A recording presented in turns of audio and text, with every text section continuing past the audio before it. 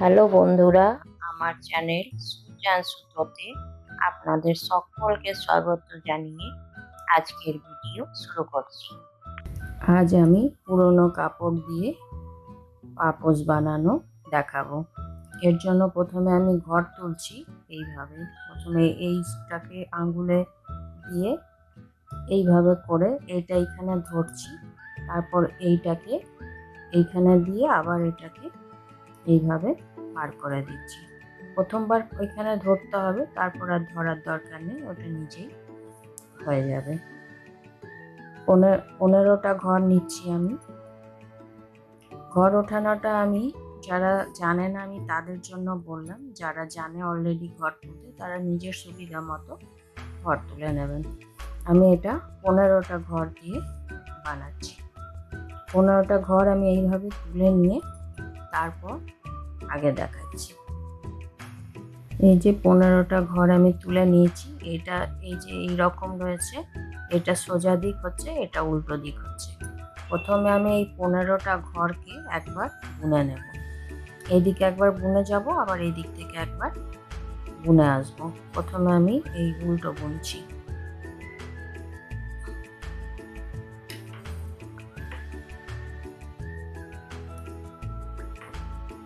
দুটো দিকে দুটো যেমন উল্টো দিকে দুবার যদি উল্টোই বোনা হয় তবে এইরকম হবে, বা সোজা দিকেও যদি দুবার সোজাই বোনা হয় তাহলেও কিন্তু এইরকমই দাঁড়াবে। একদিক সোজা একদিক উল্টো হলে তখন গিয়ে ওইটা অন্যরকম হবে। কিন্তু দুদিকেই যদি উল্টো দিকে দুবারই উল্টো বা সোজা দিকে দুবারই সোজা বোনা হয় তো এইরকম উল্টো উল্টোই দাঁড়াবে। আমি এটা ছেঁড়া কাপড় দিয়ে কাপড়ের এই যে সরু সরু পটি করে নিয়েছি, আর সেটা দিয়ে বানাচ্ছি পাপোশ। এটা উল দিয়ে বানানো যায়, থালপোশ ছোট বানালে টেবিল ম্যাট এইসব বিভিন্ন জিনিস বানানো যাবে, আসন বোনা যাবে। এইভাবে আমি পুরোটা বুনে নিয়ে তারপর আবার এই এত দূর ফিরে আসছি, তারপর দেখাচ্ছি। এই যে আমি পুরোটা 2 কাটা বুনেছি, এই দিকে একবার গেলাম একবার এলাম। এবার আমি 3টে করে ঘর আমি লাস্টে ছেড়ে দিয়ে যাব এটাতে। প্রথমের ঘরটা আমি এইভাবে তুলছি, এইভাবে তুললে এটা কি হবে, এখানে চেনের মতো পড়বে। তারপরে এইদিকে সব ঘরগুলো আবার আমি উল্টো বুনছি। 15টার মধ্যে 3টে ঘর আমি বুনবো না। এইগুলো খুব টাইট করার দরকার নেই, টাইট করলে বুনতে অসুবিধা হবে, একটু লুজ লুজই বুনতে হবে।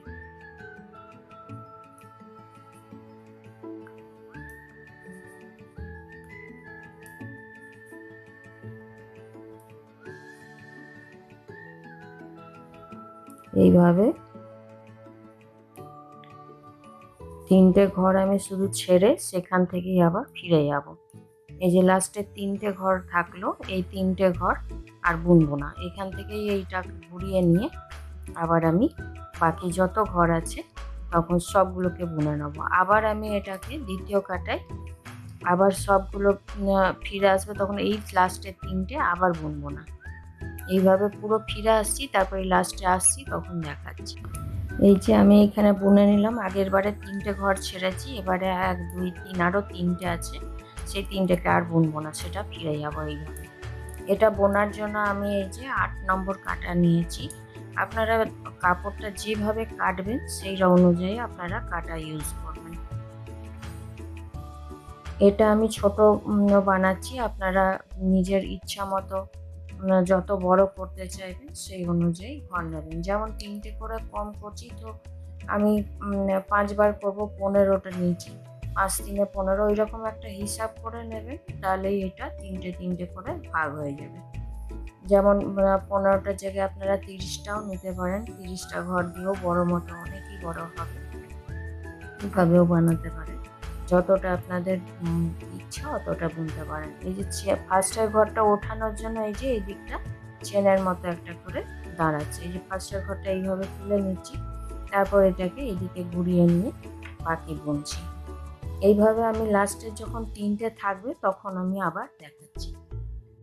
এই যে আমি 3টে করে 1 বার 2 বার 3 বার 4 বার ছেড়ে নিলাম। এবার 5 বারের বার এখানে 3টে বাকি আছে, এটাকে আমি এইভাবে ঘুরে গেলাম। এটা আমি একবার বুনে নিচ্ছি।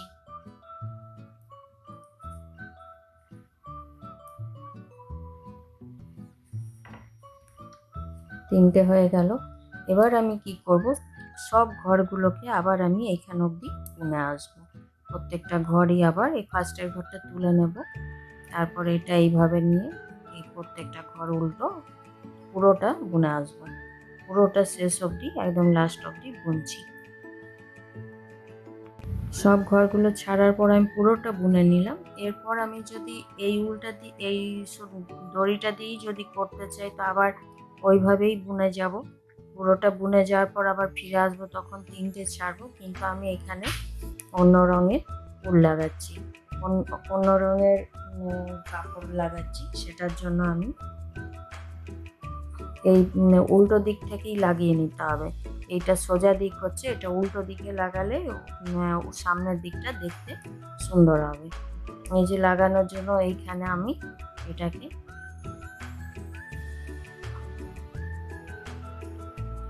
এইভাবে করছি।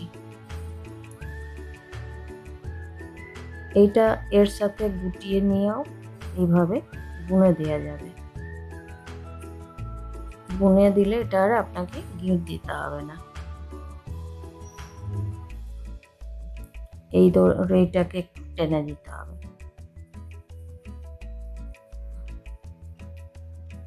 এইভাবে পেছন দিক থেকে আমি অন্য রঙের কাপড় জয়েন্ট করলাম, পুরোটা আমি বুনে আসছি, তারপর দেখাচ্ছি। পুরো ঘরটা আমি বুনে নিলাম। এরপর আবার এই প্রথমের ঘরটা যেমন এই যে চেন হচ্ছে তোলার জন্য প্রথমে তুলছি এটা, তারপর এটাকে আবার এই দিকে করে পুরো ঘরটায় লাস্টে তিনটে ছেড়ে দেবো, বাকি সবগুলো বুনে নেব।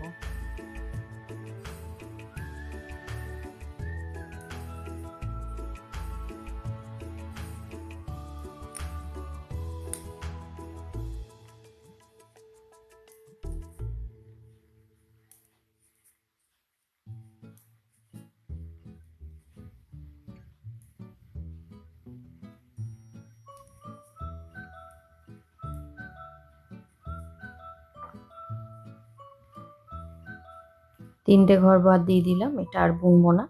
এটাকে এখান থেকে এইভাবে ঘুরিয়ে নেব। যে ঘুরিয়ে নেওয়ার পর এই আবার এই ফার্স্টের ঘরটা বোনার দরকার নেই, না বুনলেও চলবে, তারপরের থেকে আবার এটা বুনতে হবে। এইটা যেমন ভাবে করলাম সেম সেইভাবেই এটাও হবে। এটা পুরোটা করে নিয়ে তারপর দেখাচ্ছি। এইখানে আমার এই কাপড়টা যেমন শেষ হয়ে গেল, এইখানে আমি অন্য কাপড় জয়েন্ট করব। তো জয়েন্ট আমি গিঁট দিয়েও করতে পারি, কিন্তু গিঁট যদি না দিই, গিঁট দিলে পেছনটা খুব গিঁট হবে। গিঁট যদি না দিই, ওইটার সাথে এমনি ঢুকিয়ে দিয়ে এটা জড়িয়ে দিলে তারপর এটা যদি বুনে দেওয়া যায়, তাহলে এটা আর বোঝা যাবে না যে আমি এখানে জয়েন্ট করেছি। যে এইভাবে পেছন দিক থেকেও এটা আর বোঝা যাবে না যে আমি এটা জয়েন্ট করে নিয়েছি। এটা এখানে একটু টেনে দিলাম, তারপরে এটা আবার ওই একইভাবে বুনে যাচ্ছি। যে এটারও তিনটে করে সব ঘর ছেড়ে নিলাম, আর লাস্টে এই তিনটে বাকি আছে। তখন এটাকে এইভাবে সুতোটাকে এদিকে করলাম, আর এটা উঠিয়ে নিলাম, তারপর এটাতে আবার এই তিনটে ঘর বুনে নিলাম।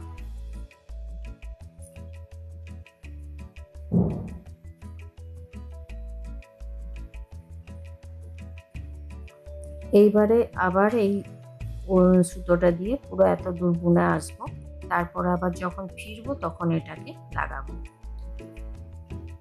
এই যে এত দূর আমি বুনে চলে এলাম। এই দিকটা সোজা দিক হচ্ছে, এই দিকটা উল্টো দিক। এই যে উল্টো দিকে জয়েন্ট করেছি এগুলো হচ্ছে, এটা এই দিক থেকে জয়েন্ট করলে অসুবিধা এটাই হবে যে দড়িগুলো এত দূর থেকে টেনে নিয়ে যেতে, আবার এইটা একদম কাছে হচ্ছে। এবার আমি এইখান থেকে আবার এইটাকে জয়েন্ট করে নেব।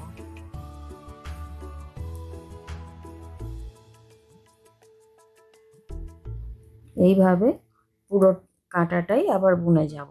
এইভাবেই আমি পুরো এটা রাউন্ডটা করে নেওয়ার পর আবার দেখাচ্ছি। এই যে পুরোটা আমি কমপ্লিট করে নিলাম। এবার এটাকে ঘরগুলো মারবো। এই ঘরগুলো মারা আমি দেখাচ্ছি। ঘর মারার জন্য এইভাবে মারতে হবে। এই উল্টা দিয়ে এই সুতোটা দিয়ে শেষ হয়েছে, ওই জন্য এইভাবেই এই উল্টা দিয়ে মারবো। প্রথমে এই দুটো ঘরকে একসাথে নিলাম, যে তারপর এটাকে নিয়ে দুটোকে মিলে একটা করতে হবে। এই যে আবার এই ঘরটাকে এই কাঁটাটার মধ্যে নিয়ে নিতে হবে, আবার এই দুটোকে একসাথে করতে হবে এইভাবে।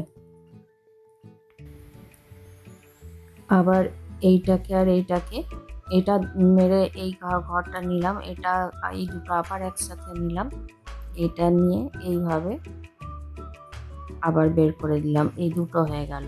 এইটা এই যে এইদিকে চেনের মতো উঠছে, আবার এইটাকে এই কাটায় পরিয়ে নিলাম। এই একইভাবেই পুরোটা মারতে হবে। তো বন্ধুরা, আশা করি আমার সেলাই ভালো লেগেছে। যদি ভালো লাগে তো অবশ্যই লাইক করবেন, শেয়ার করবেন।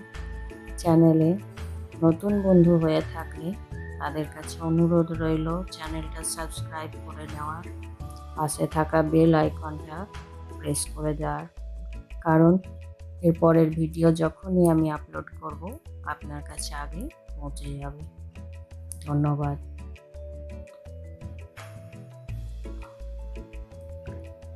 এইভাবে আমি পুরোটা কমপ্লিট করছি। যে লাস্টে দেখাই, এই যে এইভাবে করে নিলাম, এরপর এই ঘরটা আবার এর মধ্যে নিয়ে এই দুটো একসাথে বুনে দিলাম। এবার লাস্টে একটা ঘর থেকে গেল, এটা আমি এটার ভেতর দিয়ে এটাকে পার করে গিট লাগিয়ে দেব।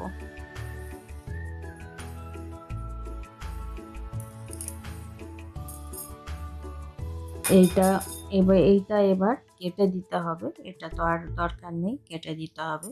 আর এটা কেটে দিতে হবে, আর এইখান থেকে এইভাবে উল্টো দিক করে এই দুটো একসাথে করে নিয়ে এইভাবে এই দুটো একসাথে করে সেলাই করে দিতে হবে।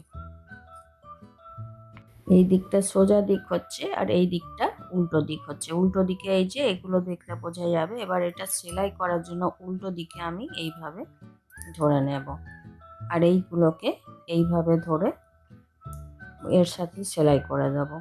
এই যে এইভাবে আমি একটা বড় ছুঁচ নিয়ে নিয়েছি, এইভাবে সেলাই করে দিচ্ছি।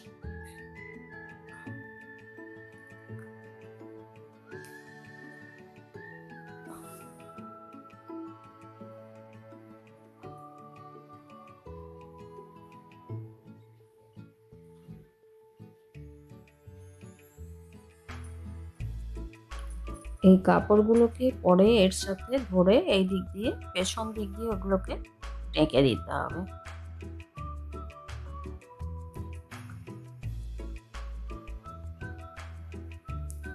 এইভাবে পুরোটা আমি সেলাই করার পর দেখাচ্ছি। এটা পুরো কমপ্লিট হয়ে গেল। মধ্যেখানে যে এই যে একটা গোল ডাউন ফুটো থেকে গিয়েছে, সেটাতে কাপড় ঠাপড় বসিয়ে দিলেও হবে। কোনো কাপড় গোল করে কেটে এই জায়গায় বসিয়ে দিতে হবে। এইভাবে হয়ে গেল। এটা পুরনো শাড়ি দিয়ে আমি করলাম। আপনারা পুরনো শাড়ি, উল যে কিছু দিয়ে করতে পারেন।